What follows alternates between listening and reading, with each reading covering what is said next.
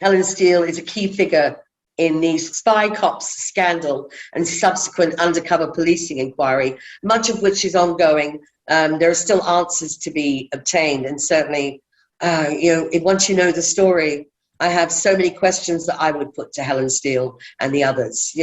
This isn't just about being spied on. This is about having your emotional life, your physical life, your love life, everything encapsulated into that. And that you're not with one person, you're with a host of people behind them who are directing your relationship. And I can't even begin to conceive of the injustice of that and the abuse. But before we get going with the conversation, our very own Elise Benjamin, she's been a Green Party member for 34 years.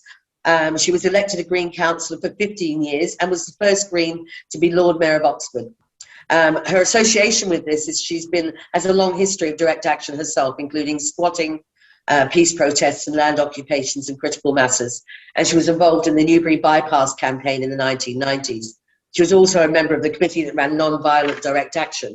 And her awareness, I think like most of us who are activists, it was hard not to become aware, but I became an activist in 2011, whereas I think, Elise, you were an activist way before then, and were aware of these things going on in the background, and certainly it spans 3 decades at least in this story. And so I just hope everybody will bear with us as we get through the evening. We're going to start with Elise, and then we'll go into conversation with Jenny and Helen. If you're using Twitter or Facebook, the 2 hashtags relating to this story are Spycops and Deep Deception, which is the book that I really couldn't more highly recommend to know much more than the surface level of this and to really get a grip of it. So I'm going to hand over now to Elise and ask, Elise, we're within activist circles around the time that this was all going on and first becoming exposed one issue at a time. What did that send ripples through the movement? I mean, it must have been something that was, everyone sort of suspects, or they might, but the depth to which this was done, this wasn't someone popping up at an event and spying on you. This was someone moving into someone's life for years. So, so Elise?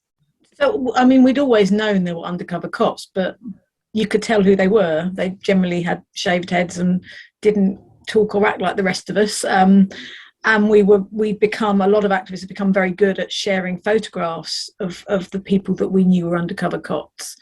So I don't think there was any surprise when the libel case hit, when we found out what happened with the undercover policing there.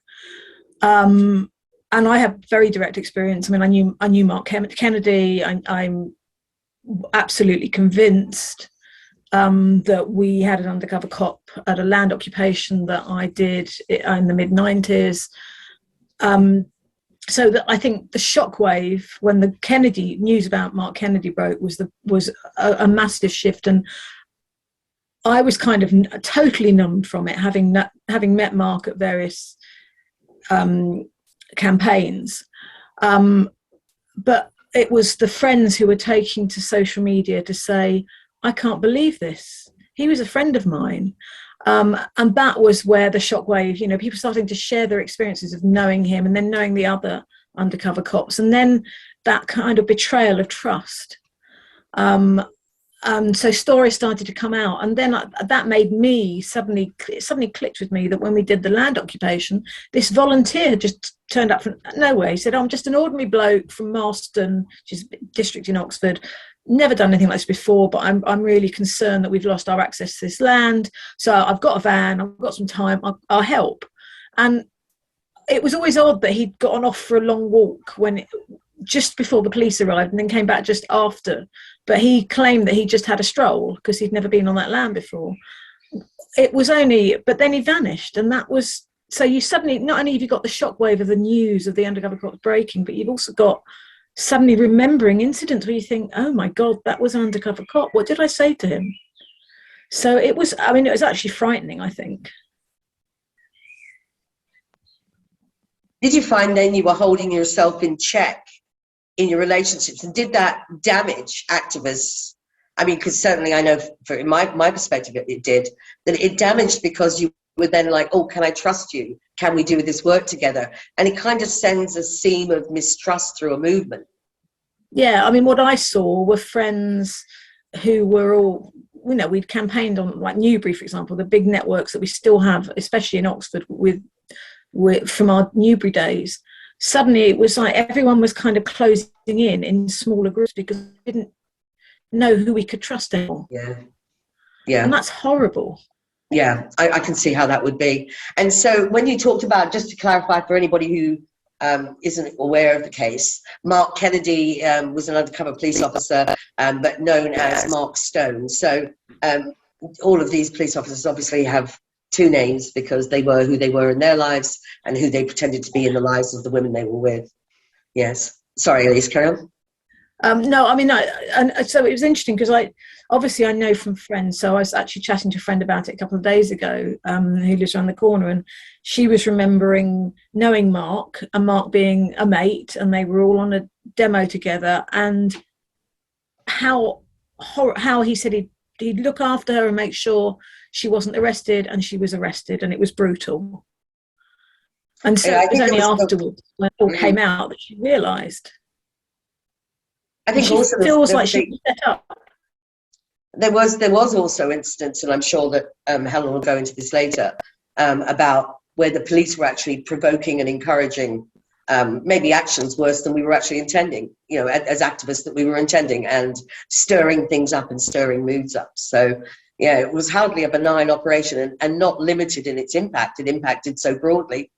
When you hear the stories later from Helen, I think people will begin to realize the ripple effect of this and just how far and how many lives this impacted, not just the women who were impacted, but the wives of the police officers who were also victims in this, the lives of activists who some withdrew from movements. There was a great deal. So, and I also have male friends who were impacted. I mean, one of my oldest friends, who happened to be was actually a Green councillor in California in the 90s, had moved to Berlin, and Mark befriended him and used to go and stay with him. Yeah, awful. Right, I'm going to have to progress, and I agree with that. Actually, there were a lot of friends as well of these police officers. They made friends within the movement. Other activists who also confided in them. We'll get involved more at the end, but I was just looking at the timings. That was all. Yeah, sorry. Can I very quickly? It was yeah, please. If people don't know, I recommend looking up spiderpond.com. So my friend Jason, who knew Mark, he is one of the founders of Spiderpond, and he did a documentary, and it's a really good website. So that's spiderpond.com. And I just wanted to say, and I'm sure Jenny will have something to say on this, but I remember being involved in the 94 Criminal Justice Act. That was one of the biggest campaigns we were involved in. Green Party had a big input into that campaign. It was, at the time, the biggest infringement on civil liberties ever, and really, really targeted campaigning and activism and protest. Under Blair, we had the anti-stalking legislation and other legislation that was clearly actually aimed at protesters. What we have now is obviously the latest legislation, which Jenny knows about, Police Crime and Sentencing Act. And I'm deeply worried with this government that we will see more cases of undercover cops. And I have to say, as a mother of a 21-year-old, the laddism out there, the horrible laddism, that's the biggest threat to women that I know. My daughter can't walk down a street without being inappropriately touched, having lewd comments, cars slowing so people can make comments to her. That culture, I think, I'm worried will feed into a culture that will allow undercover officers to do what the Germans call statutory rape. Yeah. Right. Thank you very much for your input, Elise. Right, we're going to move over now because we're tight on time, and I want to make sure we get the maximum time we can to allow Helen the space and Jenny the space to explore what truly happened and what this truly means to everybody, not just to the women that were impacted. Okay, so for those who've just arrived late, allow me to reintroduce Jenny and Helen Steel. So Jenny Jones is one of our Green Party peers in the House of Lords, along with Natalie Bennett. Jenny covers many topics, but policing is an area she particularly engages with and was on the Met Police's database of domestic extremists for more than a decade, even when she was an Assembly member and Deputy Mayor of London. Although she never noticed, it has been a useful way to embarrass the police in the years since. Helen Steel is an activist I couldn't admire more. She's an environmental and social justice activist. She was most known, I certainly first became aware of her during the McLibel case, which was a lawsuit for libel filed by McDonald's that lasted for 10 years. I mean, it's a heck of an endurance for a case, and was eventually taken to the European Court of Human Rights, where Helen and fellow campaigner David Morris won their case against the UK government on the grounds that they had been denied a fair trial. She is a key figure in the Spycops scandal and subsequent undercover policing inquiry that has still not reached its conclusion and not brought back the answers so sorely needed. So I'd like to hand over now to Jenny and to Helen. Thank you very much. Thank you. Thank you, Tina. I slightly feel like a fraud when I meet people who've been involved in the Spycops case, because although the police spied on me, when I tried to be a core participant in the Spycops inquiry, and the judge ruled that because I'd been spied on by the ordinary police and not by the Spycops, I couldn't be a core participant. So I was ruled out and I couldn't be heard. Earlier, Helen and I were talking about perhaps when we met, and we think it was on a picket line outside the court when Spycops was starting. And I remember being quite shocked because I had in my mind an idea of this person, Helen Steel, who'd gone through 10 incredibly tough years in the libel case, and now was starting a new incredibly tough campaign. And I just imagined her as absolutely ferocious, a tenacious, avenging angel. And he was a quite quiet, softly spoken, very polite woman. And it was difficult. It was difficult to think they were the same person, but it was. And I'd like to start, Helen, by just saying, how did you first realise that something was wrong? Oof. Well, it's quite tough to know where to start, but because towards the end of the time that I was living with John was when I started thinking there was something wrong. But I think perhaps I should go back and start a bit earlier than that. So I've been involved with environmental and social justice campaigns basically since I was a teenager in the 1980s. I initially got involved in animal rights campaigning because at school I wanted to study agriculture. I wanted to go into farming. I went to a comprehensive school and they had an agriculture department, but actually it was boys only. And me and my best friend had to fight to be able to be allowed to do the agriculture course. And we did eventually get to do it, but after a couple of years, we then went on a class trip to the slaughterhouse, and we took these little piglets that I had been looking after, and what I saw in the slaughterhouse so horrified me that I became a vegetarian, and I got involved with the animal rights movement. And then through the animal rights movement, I then came into contact with people from other social justice movements, from the environmental movement, and I got involved with those as well. I got involved with movements against racism, against sexism, against homophobia, and basically involved in struggles to create a better world based on kind of solidarity, mutual aid, and taking care of the planet rather than destroying it. And as part of that, I got involved in a group called London Greenpeace, which is actually independent of the better well-known Greenpeace. They had the same origins, but which is that lots of small Greenpeace groups were set up around the world, and then gradually they became part of this larger Greenpeace organisation, but London Greenpeace remained independent. I started going to the meetings of London Greenpeace about 1987, and not long after I started going, a man that I knew as John Barker started attending, and he used to offer to drive people home from the meetings, which now we know is a very convenient way to find out where everybody lives. And probably actually in contrast to one of the things that Elise said, I did. I think we all knew that plainclothes officers would attend meetings and report on the meetings, but I don't think any of us anticipated that there would be long-term agents, and certainly not that they would get involved with relationships. And so, you know, I just took this guy for a genuine activist who was really helpful. As I say, he offered to drive people home. He took people on demonstrations. He became the group treasurer. He got very actively involved. And when we were like on the way home, I tend to be the last person dropped off, and we got into conversation, and he started asking me questions about my life, and we were just chatting about our lives, really. It wasn't like intrusive questions, and we became closer over time. And then, you know, I can realize now that he was emotionally manipulating me, because he talked to me about the death of his father, and how upset he was, and then later about the death of his mother.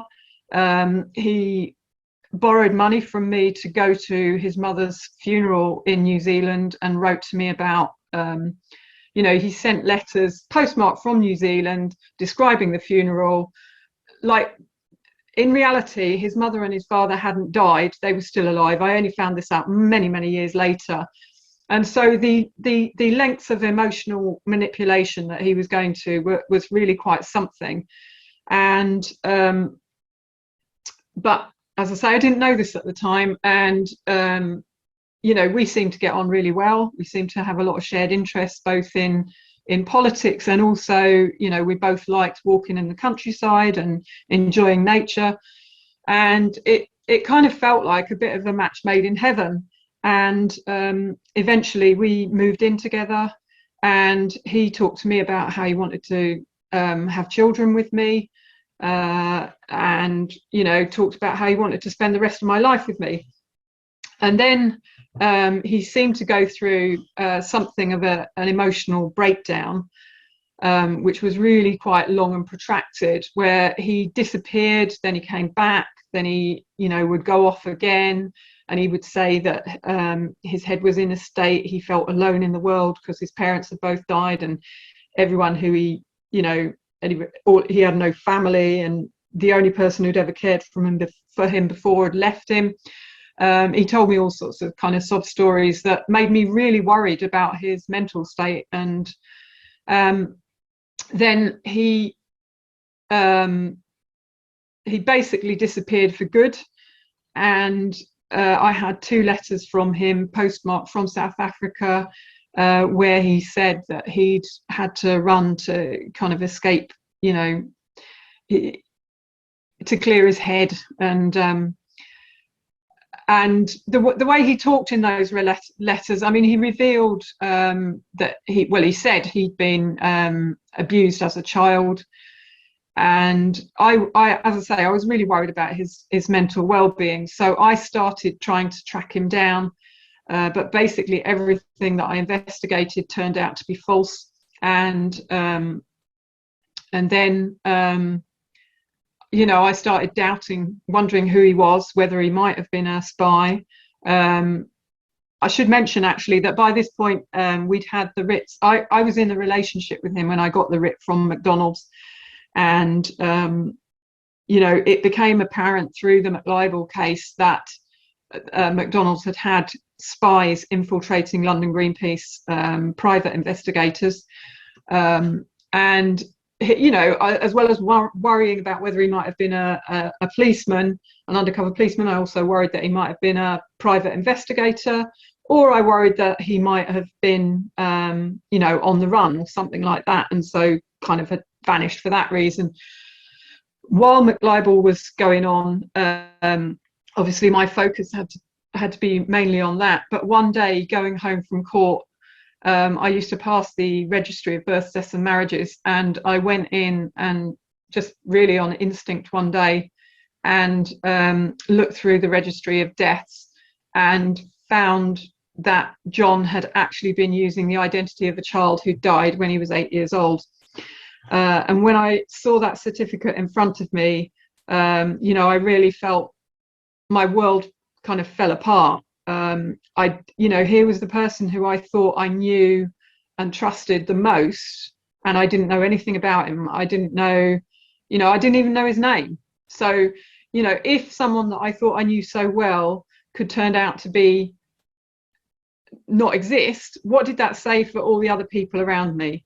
How could I trust anyone else around me? They might also be fake. It was a really tough time, and I was worried about who he might have been, and for the reasons I've said, like the possibilities of who he might have been. I felt like I couldn't talk to anybody really about this, apart from a couple of very long-term friends who I'd known for years. So I felt slightly more secure that they wouldn't be, that they were real. Then I was tied up with McLibel, and when McLibel was over, eventually I did some more research, both in New Zealand and in this country, and eventually I found a marriage certificate showing that he had got married. He had been married I think it was about 12 years before I got in the relationship with him, and he'd not been divorced, so he was married when we were in the relationship. And the marriage certificate, and I can remember reading this in the registry office and my blood running cold. The marriage certificate had his occupation as police officer, and I tried to talk to a few people who I trusted about it, but like my dad, for example, and he responded that he thought I was being paranoid, that wouldn't happen in this country. And that it was more likely that he'd been a police officer and actually he was embarrassed about it, and that was why he was using a different name. And I sort of started to, because of the responses from people, I sort of started to doubt my sanity, and I actually did go to solicitors at that point. But again, the reaction I got from them, and this may have been my imagination, but in my head I felt like they thought I was going mad, and so I kind of walked away from feeling I could do anything about it without having some far more conclusive proof that he was still a police officer at the time we were in a relationship. And I tried to carry out research to find out the truth, and I just couldn't get anywhere. I kind of tracked him through police section houses accommodation on the electoral register for a couple of years after the marriage, but couldn't get anywhere near the year when he started going to London Greenpeace meetings.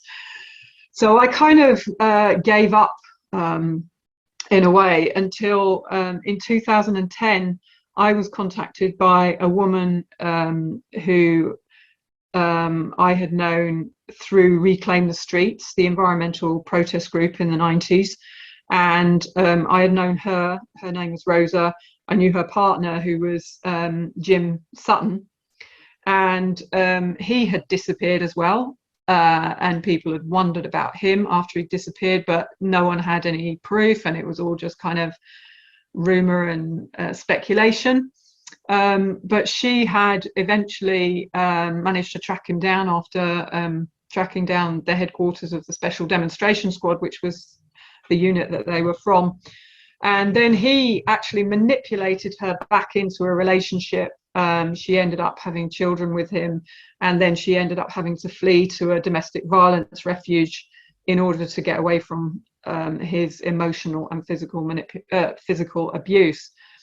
And so she got in contact with me, and she told me that during the course of her relationship with him, he had said that he felt sorry for me because he was the third undercover policeman that I had known. The first one being, not the first one, one of the others being John Barker, his real name is John Dines, who I'd had the relationship with, and the other one being Bob Lambert, who I knew as Bob Robinson when he was infiltrating London Greenpeace before John. There was a bit of overlap between them, but basically Lambert was from about 1984 to 88, end of 87 or 88, and then John Dines was from 89 87 to 91. So around this time, I'm sure Elise has mentioned the case of Mark Kennedy. Mark Kennedy had deceived a number of women into relationships. One of them, who's called Lisa, had, she details this in our book Deep Deception. She had started to become worried about and suspicious about Mark, but he had, after discovering his passport in a different name to what she knew him by, but he had told her this sort of sob story, and initially she had kind of believed it, but then when she heard the story of Jim Sutton, she investigated further, and then she and others managed to prove that actually he was an undercover policeman, and that blew out into the news. And when it was in the news, the police were portraying it as Mark Kennedy was a rogue officer. And by this time, I had met other women and knew that other women had been also deceived into relationships, as well as me and as well as Lisa. And I thought that the only way to kind of expose this scandal and try and prevent it from happening to other women again was to bring a court case. I knew through my experience of the McLibel case that a court case is a way for the media to hang a story. If you go to them with a story that you've got no conclusive proof for, they will think, well, I don't know if we can print this because we might get sued for libel. But when it becomes a court case, they can report on the facts of the court case. So, and also through McLibel, I knew that in theory, there's meant to be a process in court cases where you get disclosure. And, we hoped that through the court case, we would get disclosure about the extent of the intrusion into our lives and the how far up the hierarchy knew about these abusive relationships. So we launched a court case in 2011, and basically there were 8 of us. There were 8 of us who between us had relationships with 5 different officers over a period spanning about 25 years. So it absolutely showed that this was, a pattern of institutional sexism, using women in this way to, prop up the fake identities of these officers. And, they couldn't really then claim that it was just rogue officers and they didn't know anything about it. So we launched the case. We had endless battles with the police where they were trying to get our case struck out and, thrown into, they tried to get it put into a secret tribunal. They tried, they tried all sorts of tactics. Eventually in 2015, we received an unprecedented apology from them where they admitted that the relationships had caused serious psychological harm to all of the women, and that had been a breach of our human rights, the right to privacy and the right to not be treated in an inhumane and degrading way. So that was, that was essentially what happened. But since that time, we now know that more than 50 women have been deceived into these relationships. We know that over 1,000 groups have been spied on by these secret political policing units, which have been running since 1968. And we're currently fighting in there's a public inquiry into undercover policing, which was supposed to conclude in 2018 and is just dragging on endlessly because of police requests for secrecy. It's now not expected to finish before 2026. And we still haven't had any disclosure whatsoever about the relationships or what is on file about us. And really, that was one of the reasons that we, the five of us out of the original 8, decided to write this book about our relationships, to expose the patterns, because all of the things that I've talked about happened in a similar way to the other women. You know, the use of a van, the emotional manipulation, the feigned breakdowns, all of that. And so, yeah, by putting the stories together, you can see the patterns. And then we also talk about how, you know, how we brought the court case and you know, that side of the fight. And basically, we want to make sure that this doesn't happen to women again. That's the key thing. But also, we want to see an end to secret political policing. It should have no place in any kind of democratic society. You know, the use of these spies both to undermine protests through, you know, just endless reporting through the, you know, for example, in the case of the unit spying on the grieving family of Stephen Lawrence, the black teenager who was murdered by racists, and then, you know, campaigned for a proper investigation by the police. And instead of carrying out a proper investigation, the police started spying on the family, which was absolutely outrageous. And the purpose of that was to try and find dirt to undermine the campaign and undermine the family. And, you know, that's what these officers are in there for. They are trying to undermine campaigns. They are trying to create division, and so on. And so, you know, if we want to create a better world, we need to get rid of these secret political policing units that are trying to sabotage movements for progress. I'll stop there. I've probably talked for quite long enough, so thank you. It's absolutely brilliant that you can just talk like that. Now, you mentioned a couple of things. For example, the police used the argument that it was a few bad apples, which I think you proved conclusively that it wasn't. And you also mentioned trying to find out just how far up the awareness of what was happening went. And did you do that? Not so far. We do know that it went. Higher. So far in the public inquiry, we've had a whole load of managers stonewalling and pretending that they knew nothing about it. But in the case of Kate Wilson in the Investigatory Powers Tribunal, and Kate was one of the original 8 women in our court case, she was the only one of us that was able to continue her case all the way through the Investigatory Powers Tribunal and got disclosure, significant disclosure as a result of that. And both the documents and evidence coming out through the court case shows that other officers were aware of it, but we don't know how high up the chain yet. But yeah, that is something we are still fighting to get the truth about. Nobody has been disciplined yet, have they? I mean, that's been part of the problem, that it still isn't being taken seriously. No, you know, well, actually, there's one officer who went through a disciplinary process, and that is Jim Boyling, who deceived Rosa and 2 other women into relationships. And he went through a disciplinary process and was found guilty. However, by then he had been basically allowed to get to pensionable age, and so he suffered no consequences. And that's ultimately the case, that none of these officers have ever suffered any consequences as a result of you know, abusing women in this way.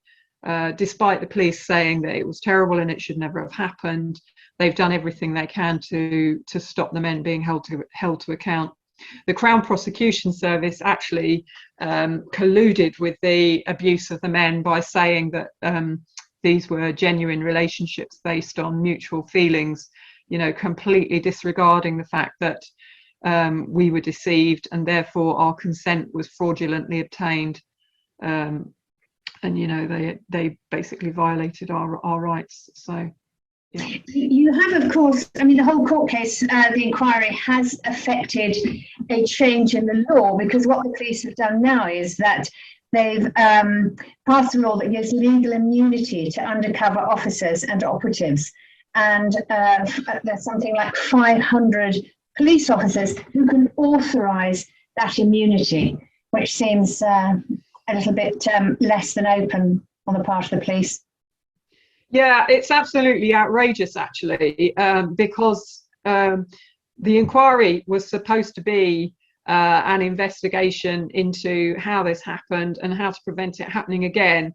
And rather than either banning this kind of behaviour outright, which we called for them to do, you know, to have an explicit statement saying that undercover officers must not engage in relationships while in their undercover persona, rather than doing that, or rather than waiting until the public inquiry reports, they've decided to rush through this new law basically to, you know, protect any officer who abuses women again. It's absolutely disgusting. You know, yeah, what can I say? It's I've only been in court twice. I don't know how often you've ended up going for the inquiry, and I was quite shocked at the judge's attitude, because he seemed particularly pro-police. Yeah, I mean, actually, so the inquiry started off with a different judge who sadly passed away, and then we got this new judge, Justice Mitting, who actually has a background in the Investigatory Powers Tribunal. He also has a background defending, well, not doing anything to tackle sexism or male violence, basically. He's a member of the Garrick Club, which is male only, and it's just shocking that he should be presiding over an inquiry into abuse of women by police officers, really, with attitudes like his. He's also presided over a court case where I can't remember the exact details, but a woman who had been abused by her partner was being sued by him, and he basically protected the man rather than the woman who'd been assaulted. He protected the man who'd, the woman who'd said something about his abuse on Facebook, and he protected the man rather than the woman. So we have got pretty much no faith in him. He's also bending over backwards to assist the police in maintaining secrecy. Significant numbers of the undercover officers haven't had their cover names even released, and unless the cover names are released, that means that none of the people who were spied on by those officers are able to give evidence about what those officers did. So the only evidence he will have is the word of the officers themselves. It's completely biased, and also it means that women who were deceived by those officers may never find out, and will not get the opportunity to try and bring those men to justice, because it's being kept secret from them. One of the tactics that the police used very early on, and I presume they're still using, was this whole thing about neither confirm nor deny. Yes, well, as I kind of alluded to that when I was talking about the applications that the police made against our case. That was one of the things they said, that they could neither confirm nor deny whether any of the men were officers. That was actually, they came up with this about a year after we'd served the writs, when they had actually already confirmed Mark Kennedy was an undercover officer, and indeed Jim Boyling had been confirmed by the Commissioner of the Metropolitan Police himself at one of the London Assembly meetings that I think you were at, Jenny. So it was just incredible that all of a sudden they came up with this excuse about, we can't confirm or deny anything about these men or whether they were police officers. I mean, it was just quite obvious that it was a tactic to try and prevent us getting justice and prevent the truth coming out. Have you got a good team of lawyers and QCs helping you with the case, with the inquiry? We have got a good team of lawyers helping us with the case. However, that's another thing that the inquiry is completely unfair about. So essentially, we all have to, every time there's there was a pre-hearing sorry, the actual inquiry hearings have started now, but there was these kind of pre-hearings, and every time we wanted to make submissions about how the inquiry approached certain issues, we were expected to find agreement among over 200 court participants, despite the fact that they'd agreed we could have separate barristers and solicitors who we'd worked with, who everyone had worked with previously. All of a sudden we were now expected to all come together and agree on everything, and in a very short space of time. Like, the police would be given months and months to make their applications for secrecy, and then we'd be expected to respond within about 2 weeks, and it just created massive stress and meant that our arguments weren't we weren't given the time and the space to prepare them as thoroughly as they could have been. So yeah, actually, I don't know if anyone's familiar with the Hillsborough campaign, but they have argued that people who are in public inquiries, the non-state parties, should have a similar level of resourcing to the state parties, because otherwise you've got a completely unfair battle. And we support that campaign. Yeah, there should be equality of arms at these tribunals, otherwise the police are able to get away with all sorts. Amongst these 200 core participants, are there some other high profile people, MPs or peers or celebrities? There are some MPs. There are, there's people from such a wide range of campaigns. Sorry, my watch is making noises. I'm just trying to stop it. I'll just take it off. The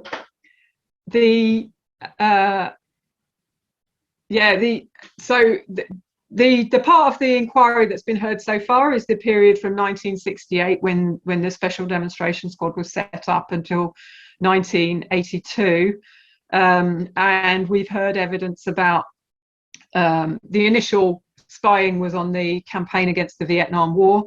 It rapidly broadened out into spying on the women's liberation movement, anti-racism campaigns, the anti-apartheid movement, the environmental movement, socialists, trade unionists, MPs, and lawyers. All sorts, really. And there have been a few celebrities thrown in there as well, but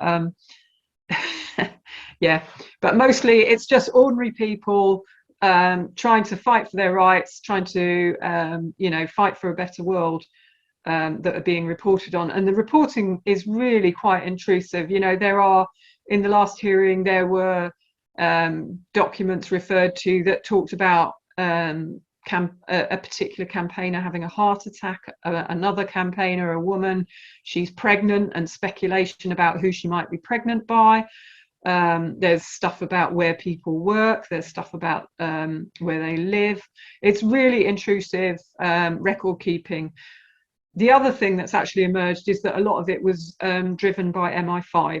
That's actually been admitted, and indeed it's part of the police's case that what we were doing must have been reasonable because MI5 wanted us to do it. So if you're at all interested in politics and the secret state, it's well worth looking on the campaign opposing police surveillance website, and the Undercover Research Group website, and the Public Inquiry website. All of those, you will see documents and reports about what has been said in court. You can, on the inquiry website, you can read the transcripts of what's been said in court and see some of the documents. And then on the Campaign Opposing Police Surveillance website, you can read reports that are summaries of the evidence that was heard each day, so that you don't have to wade through quite as much as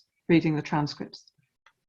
I'm sure you heard that there was a police crime sentencing in court bill which went through through Parliament just a few months ago, and in the House of Lords something happened that I've never ever seen before, and that was that the crossbenchers, who have a lot of QCs and lawyers amongst them, judges as well, former judges, got absolutely furious at some of the measures in the bill, which of course were very suppressive towards protest. And they were pointing out that protest is pivotal to a functioning democracy. And the really shocking thing was that the crossbenchers, there's a bunch of quite old people on the crossbenches, and they like to get home for their dinner, and they don't want to stay out late because it's, dark and who knows what can happen. And they almost ganged up on the government because they were so angry about all the measures in the bill that were so illiberal and anti-democratic. And in fact, we managed to throw out a huge number of the measures, of the worst measures in the bill. And it's great. One night we had something like 14 votes that the government lost. And we all stayed until 3 o'clock to make sure it happened, which at 3 o'clock in the morning. So it's quite a night. But, the government was targeting the traveller, gypsy and Roma communities and, trying to get them to move on all the time. And they essentially were trying to stop protests of all kinds. And we threw out this stuff. The government was absolutely furious, and now they're bringing it all back all the stuff we threw out, they're bringing back in a public order bill. Right. So, I mean, I can remember campaigning against the public order bill in 1986, lots of protests against that, and also campaigning against the Criminal Justice Act that criminalised lots of forms of protest in 1994. So I think, it's like an ongoing struggle. Those who hold power are always trying to find ways to suppress people who want to see change and want to fight against injustice and oppression. And I think it's just something, we've got to keep fighting. I think you're right, and we did have a lot of public support for the campaign against the PCSC bill, that police bill, and you're right, we have to do it again. But I would say that this government, I mean, I've watched it fairly closely for the last few years. It is an appalling government, absolutely appalling. And the only way, it's got no shame, it's got no integrity, and the only way we're going to stop it is actually to get it out of power. So, Can I just interject for one moment, just to let everybody in the room know, you're currently listening to the conversation, but when this comes to an end, there'll be room for questions and answers, and we've opened the chat now. So if you'd like to put your questions into the chat, if you could precede it with the letter Q, that will help us to collate those. And if you have any accessibility issues to typing, then please raise your hand using the raise hand function, and we'll do what we can. Thank you. I'm sorry to have interrupted. Carry on, Jenny. No, I'm happy to stop because I can bore for Britain on what goes on in the House of Lords. So I'm happy if we have questions now. I don't know about Helen. Yeah, that's fine. Yeah. Can I be really cheeky and use the chair's prerogative to ask a question that bothered me throughout the reading of Deep Deception? I think, of all the harms and hurts that you experience in your deeply personal relationships with a fake human, it was on certain days, Helen, there were days where you had a court appearance or something really important to prepare to, exams, everything, and same with the others in the book.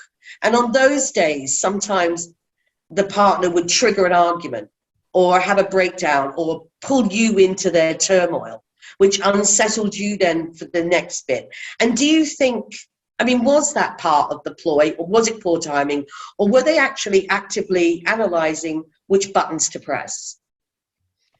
I think, I think undoubtedly some of those things will have been deliberate. Some of them may have been coincidental. I hadn't realised, I'd forgotten some of what some of the arguments that I'd had with John, and some of the detail around the period when he was leaving and coming back. And it was only really when I was writing the book and going through old diaries and old letters, and realised that, what was happening on like, for example, the argument when John hadn't been staying at home for a few days, and then suddenly he comes back on the morning of my court appearance in the McLibel case, where McDonald's were trying to get our case struck out. Myself and Dave were going to have to represent ourselves, and this was the first hearing we'd had to represent ourselves at.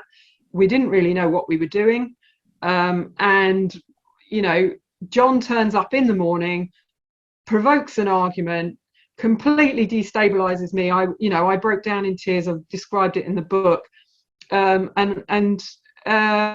it was really fortunate that, as it happened, at the time, I haven't mentioned this before, we were getting help from Keir Starmer, who at that point in time was a newly qualified barrister who was incredibly helpful to us.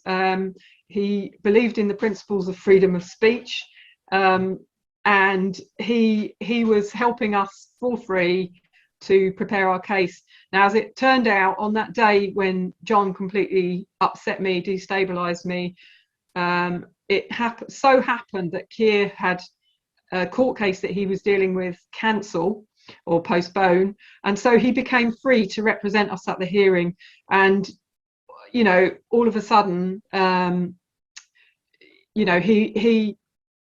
he was able to kind of prevent our case being struck out. But I do seriously question why John turned up on that morning and destabilised me to that extent. And I just feel that it has to have been deliberate to have had that prolonged coming and going and emotional manipulation.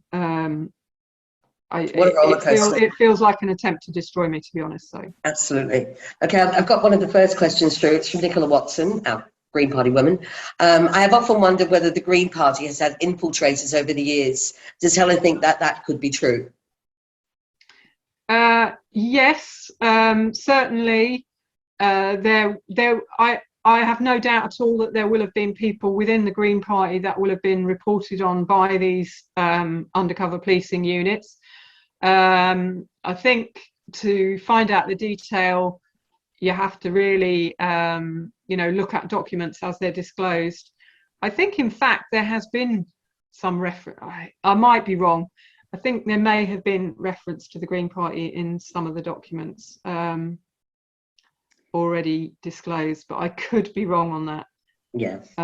But it's certainly worth checking both the Undercover Research Group website and the inquiry website to see, to do research and see if there's anything. We used to joke in the 1990s that if they came along to meetings and they were helpful, took the minutes or drove us somewhere, then it was state aid for the Green Party, because we assumed we were very open. We didn't have any secrets for them to feed back. So that was probably a very naive attitude. Yeah. Well, I think there's a balance to be had as well between trying to prevent them disrupting our campaigns and our movements, but also not becoming so paranoid that actually we disrupt our own movements by being unable to trust each other and unable to do anything for that reason. So you've got to have the balance, really. Yeah. Okay, Elise, did you have a question? Well, no.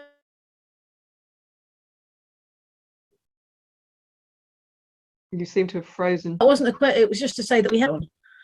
And it was a very, very strange. It was someone who claimed to be local, claimed to have been involved in loads of campaigns. No one seemed to have heard of him, but his lie was that he worked in Brussels as a non-political press officer. So he was always travelling away from Oxford, but he was very, very helpful. And there were some really suspicious things. I mean, we think that he bugged a watch that actually belonged to Caroline Lucas. It really went that far. I could just mention that because one of the things that's quite important as well is, in terms of like speculation about who might be spies, not to kind of make public accusations, because it can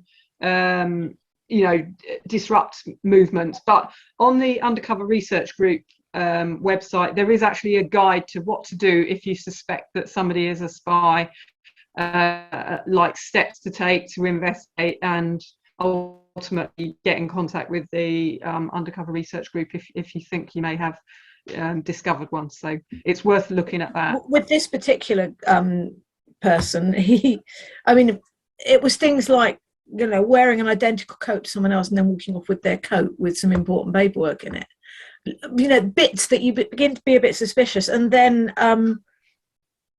he just suddenly vanished off the face of the earth. And then about 8 months later, Caroline Lucas said to me, "What was it with? Because he now seems to be working with UKIP." And at that point, we just knew there were no loyalties. His background as an environmentalist, as a peace campaigner, was just a lie. And he had been spying on us, but he hadn't got anywhere because we were so open. As Jenny said, it was quite fun. It was quite amusing, really. Yeah, I mean, the other thing to watch out for is it's not just the state that's spying on campaigners, and there are examples of, for example, the campaign against the arms trade, as well as the McLibel campaign, being spied on by private investigators that are then spotted in another field. So, yeah, be aware of the possibility, but don't let it. There's a comment in the chat stop you about spies who also work at BBC, ITV, Channel 4 in media. You're in your dealings with the media, Helen. What were your thoughts on their assumptions or leanings, or was it a fair media? How did you see that? It's a bit of a mixture, really. I mean, there were initially, all of us had anonymity orders, which made it quite difficult to talk about our cases. And the police were really, at the start, getting away with saying all sorts of nonsense about how they had no alternative. That if they banned men from undercover officers from having sex with campaigners, it would provide a ready test for, finding out who was a spy, which is complete rubbish because, as we all know, people get asked out all the time, and if they don't fancy the person, they just say no thank you. So they could all have done that. So initially the reporting was a bit kind of from the police point of view, but then actually some very good journalists made contact and started to get our side of the story out. And I think there's been some pretty good reporting. But yeah, the particularly terrible one that I referenced in the book is Richard Littlejohn, who wrote some really outrageous things about us and called us, I can't remember, dopey, more than outrageous, it was rude and obnoxious and cruel. Yeah, no, really obnoxious. Yeah. And had quite obviously talked to the police for his sources. So from Linda, we know that's what they think about us too. They have complete contempt for us. Actually, that was another kind of sort of interesting thing as well, that the Special Demonstration Squad, which was the unit that ran from 1968 to 2008, and then the National Public Order Intelligence Unit, that was set up a little bit before. There was like a period when both of them were running, but then that was the unit that kind of carried on, in which Mark Kennedy and other officers were part of. The Special Demonstration Squad referred to protesters as wearies, and it's kind of short for wearisome, as in like, oh God, how tedious these campaigners are. But what was really quite interesting was, if people remember the recent report into sexism and racism at Charing Cross Police Station, and the officers in the WhatsApp chat and emails or whatever were using the same phrase, the wearies, to refer to women complaining about sexual assault and sexual harassment from officers. How appalling. So much insult. It really is. I mean, we've called it institutional sexism, and that's what it is. Just really deeply sexist attitudes within the police. Okay, moving on to another question from Jenny Ross. Does Helen feel that the spies also functioned as provocateurs attempting to lead groups into actions that would land activists in trouble, as happened in the US, or was it mainly an intelligence gathering exercise? I think there's evidence of both. I think primarily it was an intelligence gathering exercise, but I think also in order to justify their own existence, they also provoked actions which people might not otherwise have done had the officers not been influencing them. There's been more commentary from Sarah, I think, as well, on just to add to her query about, Susan, about the media. She said she had one, I guess she was actually MO5, following me on my holiday to Marbella to visit an old friend. She was BBC. It was around 2002. There's so much overlap. Mandy, did you say you had some questions sent through that you could read out? Thank you. Hi, yes, there's been a few about the personal effect on you, Helen, you know, particularly as a woman. And I think one of them says, "Steel by name, steel by nature." From McLibel to Spycops, this has been years of your life. How have you coped through it all? And from where have you drawn strength if you've ever felt like giving up? And someone else had asked, can you ever relax in relationships now? And that's a very personal question, but if anything you want to share with us there. Yeah, it does feel like this has taken up huge swathes of my life, and it is mentally exhausting, and there have been times when I've wanted to give up, but equally I feel it's important to kind of keep speaking up on this issue, to, you know, to basically to try and prevent it from happening again, and the only way you can do that is to make people aware that it has happened. And you know, in reality, I'm quite a private person, and I would really rather not be talking about my private life, but it just felt like it was necessary to do it in order to expose the lengths that the state was going to. As for relationships, yeah, it has a very detrimental effect on your ability to have relationships, and yeah, some of the women have been able to go on to have relationships, trusting relationships again, but others haven't. So it was telling in the book that one of the women ended up returning to a childhood sweetheart, and feeling that was potentially this one. It was a safe. She knew who they were. They'd always been who they were. And how hard is that to change? And again, you can't, I would imagine, trust your own decisions in the future, because many of those decisions are based on the myths of the past. Sorry, I'm overtaking again. There's another question. Sarah Bond, with regard to sexism, how many undercover cops were women compared to men? Well, we know that, the vast majority of the undercover police were men. We know that more than 50 women have been deceived into relationships by male undercover police officers. We know, I think, of three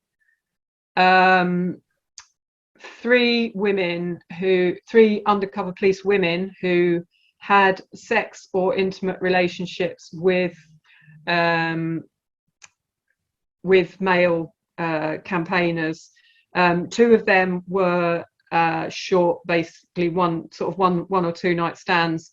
There was one long-term relationship, a woman called Christine Green, which is incredibly still ongoing. As far as we know, it was reported a few years ago that the man is still with her. Presumably he found out the truth, but they decided to make it work. Did she stop being a police officer? Yes, and in fact the police, there was a police story kind of slating her, trying to put the blame on her. Wow, of course. Yeah. Ignoring the fact that there's, you know, more than 50 women being deceived. So yeah. Oh, sorry, Jenny. There was a comment in the chat about Big Green Gathering, and my daughter and her partner were very active there, and they did. Her partner said Mark Kennedy. He always suspected him because he couldn't talk football. He always tried to pretend he understood and knew about teams, and he said, "You never did, you know, always made me very suspicious." But they also suspected a woman who was there, but I don't know her name. As I say, if anyone suspects anyone, I do recommend looking at the Undercover Research Group website and you know, looking at, they've got a booklet about you know, what to do if you suspect someone. It's a very helpful guide. And Helen, because this is all still, I think the one thing you said from the very beginning when you took the case was that you did this because, and I suppose what I would imagine gave you the strength to fight for more than just you, was to fight for the other women, to fight together, and also to ensure that this doesn't happen to any of us. And in that, you were hoping for the disclosure that would also answer a lot of your questions. Which questions for you remain paramount to get answered as a result of the inquiry? I think the key thing is how high up the chain this went, and you know, the other thing that all of us want is to know, you know, what's on file about us, because these officers, like, you know, you think about if you're arrested and taken in for questioning, you're supposed to be cautioned. You've got a right to speak to a solicitor. If you have your house raided, you've got, you know, they have to have a warrant to come into your house. But what these officers were doing was they're basically living in our homes, and they had access 24/7 to the contents of our heads.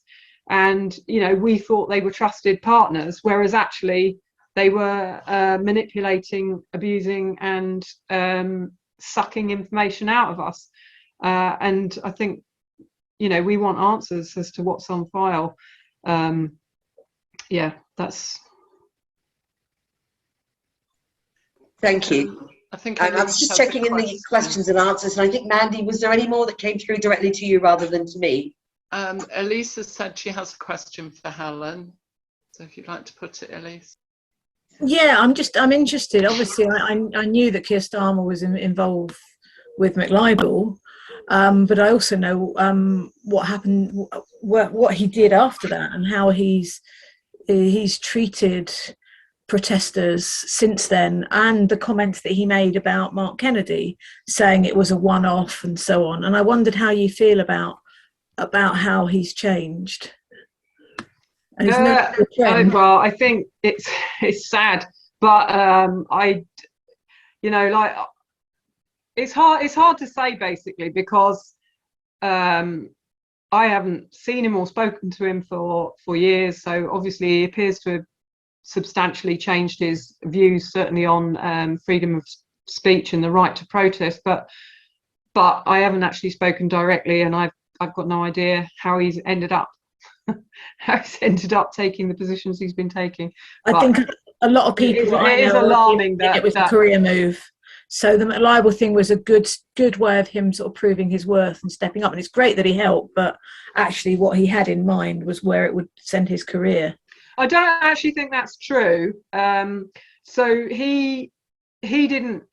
So how we ended up with Keir helping us was actually because we spoke to a solicitor who we knew about getting the libel writs from McDonald's, and that solicitor said he didn't know anything about libel law because it's a specialised area of law, but he had a friend who owed him a favour and he would ask him, and that was how Keir came on board.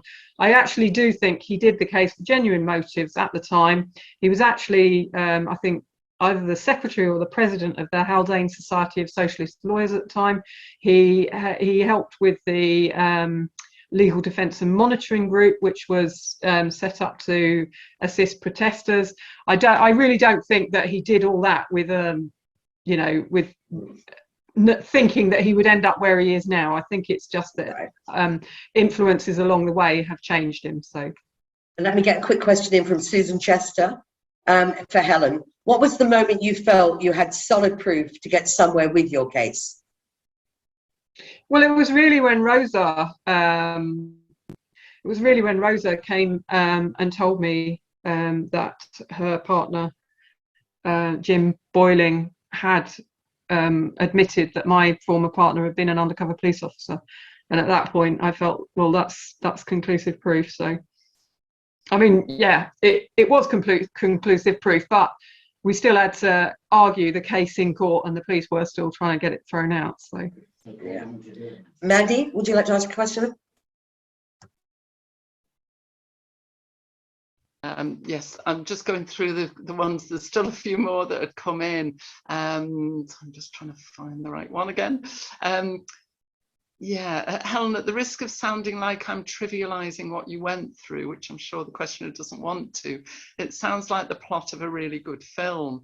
Have you been approached by any scriptwriters or filmmakers for permission to film the story of what you and the other women went through? I echo that question. Reading the book, it sounds, you can see it play out in your head. yeah, we've had contact from quite a lot of different,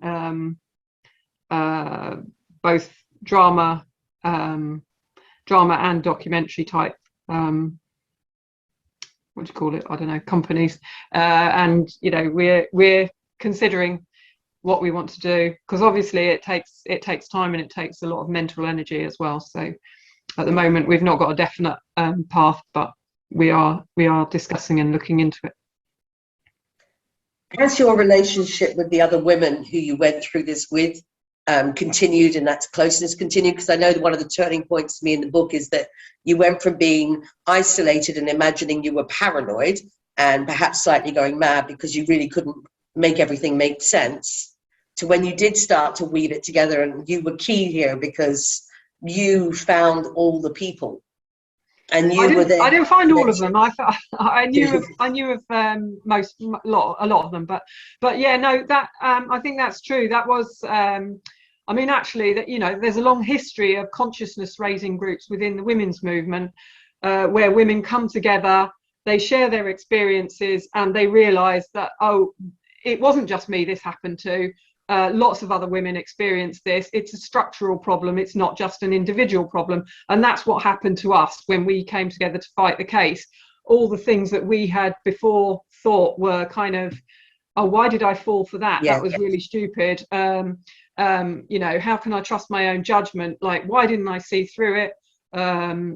All the, you know, all the things that we saw, the patterns that we saw in common, the you know, the emotional manipulation, the breakdown, and so on.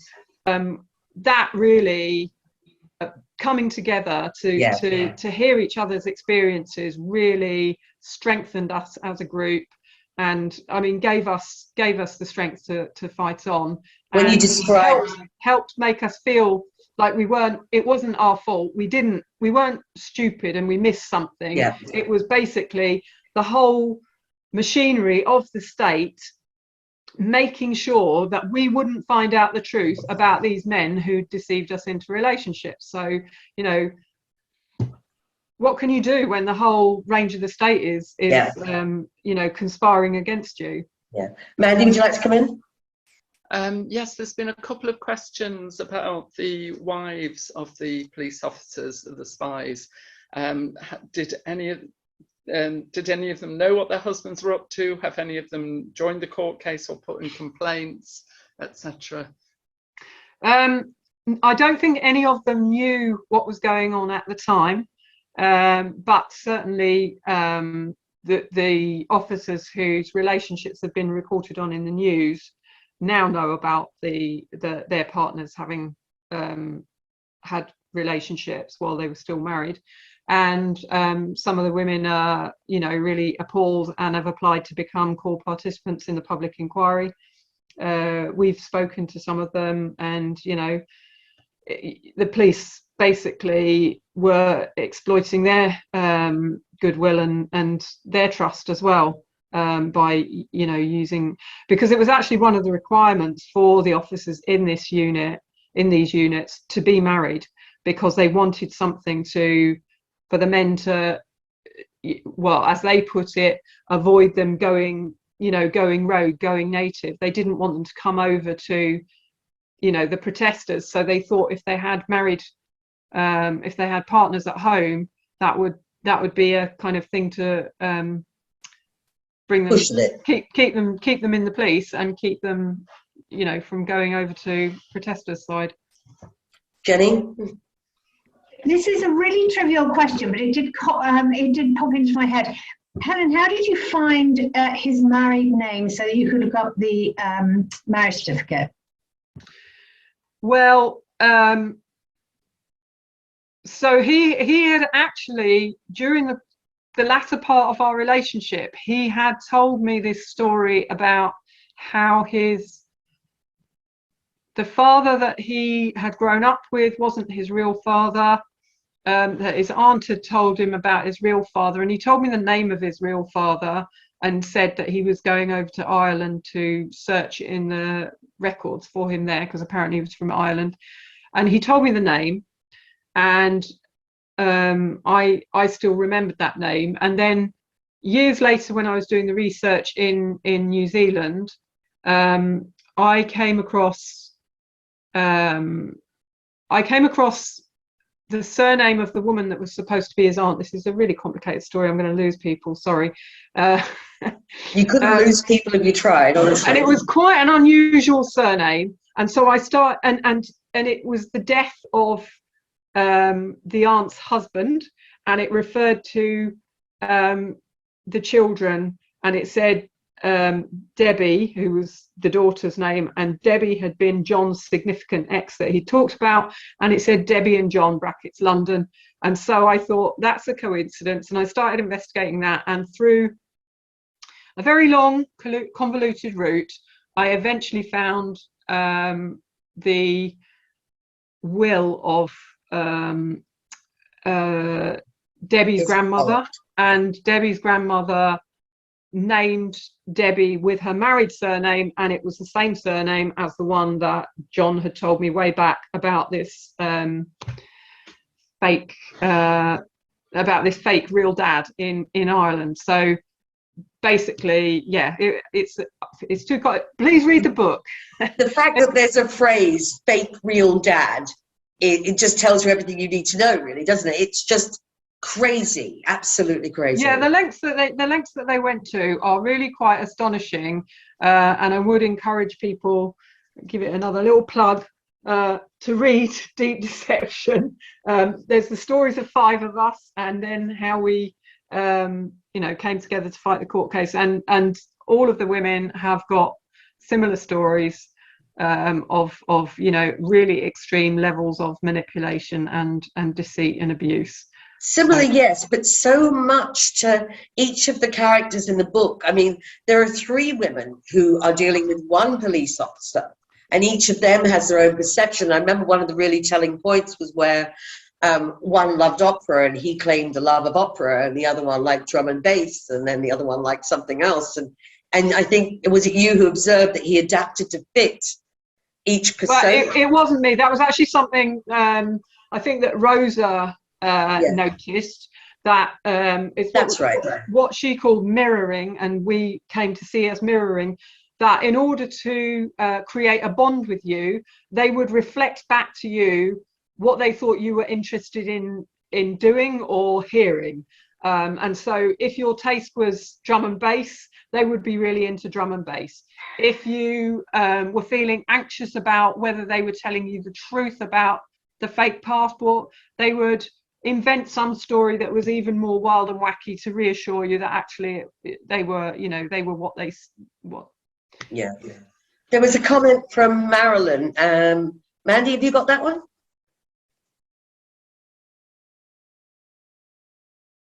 If not, it's okay, I can see it here. Animal rights campaigners got hefty prison sentences as a result of these undercover cops who acted as agent provocateurs. There's no redress there. So this is true, like where if they did, is there any retrospective look at cases that came about that may have caused, people may have ended up with a sentence or a record because of things that undercover cops have done and that caused that? And is there any facility for those people to find justice? So we already know that Mark Kennedy was responsible for the wrongful convictions of significant numbers of people, and also Jim Boyling cases have been overturned. There's also been evidence so far about infiltration of the anti-apartheid campaign and a police officer being arrested and infiltrating the defence campaign. That has now been referred back to, I think, the Court of Appeal to look at, you know, the safety of the conviction. There's also, as Marilyn mentions, a number of animal rights campaigners who were you know, involved in activities with undercover police officers. The existence of those undercover officers wasn't revealed at their trials, and those convictions are not safe and are being challenged. But it's a very slow process. So right, I've got 3 quick questions, and then we're going to have to wrap it up, I'm afraid. I really don't want to. Linda asks, I think you answered this earlier, but just to clarify, just so you can repeat, is it correct that they use the names of dead children? Horrible.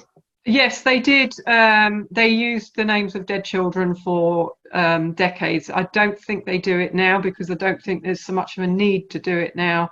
Well, when I say need, there wasn't ever really a need, but the point is that back in the day, all the death records were in like physical paper volumes.